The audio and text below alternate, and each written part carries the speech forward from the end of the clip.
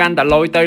ឯសាកលវិទ្យាល័យភូមិន្ទវិទ្យាសិល្បៈបានរៀបចំនៅកម្មវិធីការដាក់តាំងពិព័រណ៍ទេពកោសល្យនិងស្នាដៃហើយឆ្នាំហ្នឹងគឺគេប្រារព្ធធ្វើនៅសាកលវិទ្យាល័យភូមិន្ទវិទ្យាសិល្បៈថ្មីនៅម្ដុំ OCIC នៅក្នុងការតាំងពិព័រណ៍មួយនេះគឺគួរឲ្យចាប់អារម្មណ៍ខ្លាំងមែនទែនស័ក្តិសមជាសាលារចនាស័ក្តិសមជាសាលាសិល្បៈនៃប្រជាជាតិកម្ពុជាយើងមហាវិទ្យាល័យទាំង5បានលើកយកនៅស្នាដៃពិសេសដើម្បីមកចូលរួមនៅការតាំងពិព័រណ៍នេះអញ្ចឹងតោះចូលទៅខាងក្នុងមើលមួយខ្ញុំទាំងអស់គ្នា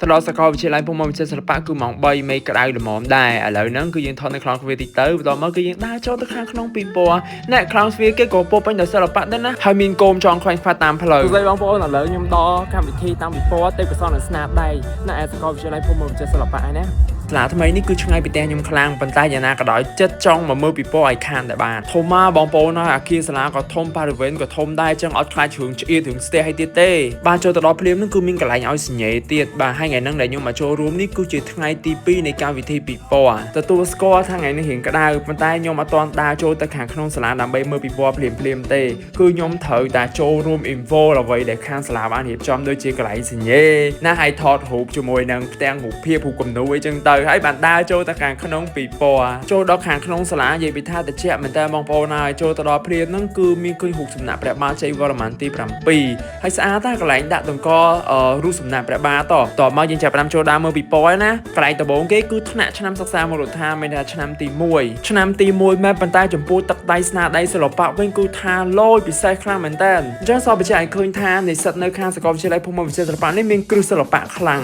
ងពិព័រណ៍បន្ទាប់ហ្នឹងគឺយើងចូលទៅខាងមហាវិទ្យាល័យបុរាណវិទ្យាចូលទៅដំបូងហ្នឹងគឺយើងត្រូវចោះឈ្មោះសិនបន្ទាប់មកគឺមានក្រុមឆ្អឹងដើម្បីទទួលស្វាគមន៍យើងហើយកន្លែងនេះកន្លែងគេដាមនៅសាលាចារឹកហើយតបមកមានការកំណាយសាកសពមានអីចឹងទៅការតបតែងពិព័រណ៍នៅក្នុងមហាវិទ្យាល័យបុរាណវិទ្យានេះអាចនិយាយបានថាជាការរៀបចំពិព័រណ៍មួយដ៏គួរឲ្យទាក់ទាញហើយបន្ទាប់មកគឺយើងចូលទៅដល់មហាវិទ្យាល័យមួយទៀតហើយគឺមហាវិទ្យាល័យស្ថាបត្យកម្មនគររូបនីយវិទ្យាដែលគេរៀនតាក់ទងអំពីប្លង់ architecture ណាអូយស្នាដៃសិល្បៈនិស្សិតល្អខ្លាំងមែនតើខ្ញុំចូលទៅដល់គឺថាមានភាពតាក់ទាញខ្លាំងនៅក្នុងសាលពិព័រណ៍នៃមហាវិទ្យាល័យស្ថាបត្យកម្មនេះគឺមានការចូលរួមពីនិស្សិតឆ្នាំទី2ទី3ទី4និងទី5ហើយស្នាដៃរបស់ពួកគាត់គឺថាវិចិត្រល្អមែនតើហើយមកកាត់តែគេធ្វើវិញគឺថាស្អាតមែនតើយើងមើលពីលើទៅមានអារម្មណ៍ថាយើងដូចឈរពីលើមេឃមើលអាគារហ្នឹងចឹងហើយកន្លែងនេះគឺជាប្រាសាទបន្ទាយសម្រាប់គឺធ្វើមកកាត់ចេញមកឡើងដូចស្អាតមែនតើហើយមិនត្រឹមតែមានតែមកកាត់មានការរចនាប្រធានបទថ្មីដូចជាខ្លងទ្វារអីគឺថាបែបសម័យបែបបុរាណលយឥឡូវហ្នឹងចូលដល់មហាវិទ្យាល័យមួយទៀតហើយគឺមហាវិទ្យាល័យដូរតន្ត្រីគេដាក់ចំណងជើងថាដំណាក់តន្ត្រីបុរាណតន្ត្រីមានបុរាណមានសម័យឥឡូវចូលដល់តន្ត្រីសម័យម្ដងខ្លងទ្វារត្រូវដើរចូលគឺលយមែនតើយក key piano ក៏ដូចជាអក្សរភ្លេងយកមកធ្វើអញ្ចឹងគឺតាក់ទាញមែនតើនៅក្នុងពិព័រណ៍នេះវិញគឺដាក់តាមវិទ្យុ CD មញ៉េការចាក់ឌីការជំនាន់មុនគឺថាលយមែនតើតោះចប់នៅមហាវិទ្យាល័យដូរតន្ត្រីឥឡូវយើងចូលដល់មហាវិទ្យាល័យមួយទៀតហើយគឺមហាវិទ្យាល័យសិល្បៈ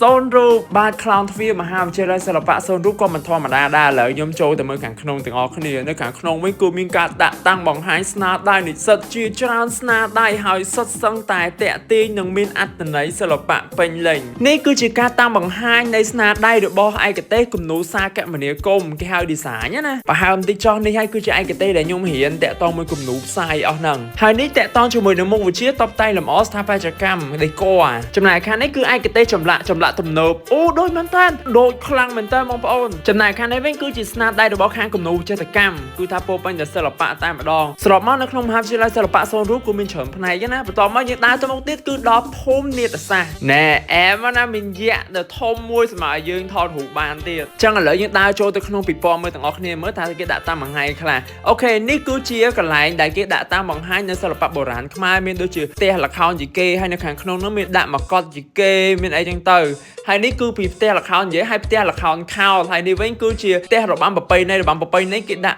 របាំកាប់កបីផឹកស្រាជាការបង្ហាញហើយយើងក៏មានឯកទេសខាងសិល្បៈរបស់យើងគឺលោកដាវីនគាត់ធ្វើការបកស្រាយតាក់ទងអំពីល្ខោនយីកេនិងនិយាយទៅគឺសិល្បៈគ្រប់ផ្នែកទាំងអស់ដែលបានដាក់តាមបង្ហាញនៅក្នុងសាលនេះនិយាយទៅខ្ញុំរៀនបានច្រើនអំពីការធ្វើបទបង្ហាញរបស់គាត់និយាយទៅគាត់មានសិល្បៈនៃការនិយាយរាល់អ្វីដែលគាត់និយាយចេញមកគឺតាក់ទាញហើយអ្វីដែលសំខាន់គឺបានផ្ដល់នូវចំណេះដឹងតាក់ទងជាមួយល្ខោនរបាំបុរាណខ្មែរយើងទៀតអរគុណច្រើនតោះយើងទៅសារពិព័រណ៍មួយទៀតគឺនិស្សិតខាងផ្នែកតែងនិពន្ធនៅខាងក្នុងនេះគឺមានតែងដូចជារឿងភាពយន្តនិយាយទៅតាក់ទងជាមួយនឹងការតែងនិពន្ធគឺនៅនេះទាំងអស់បន្តទៅមុខទៀតមកបន្ទ តទៀតហ្នឹងគឺជាសារពិព័រណ៍ exhibition hall នៅខាងក្នុងហ្នឹងគឺមានដាក់តាំងបង្ហាញដូចជាសិល្បៈផ្សេង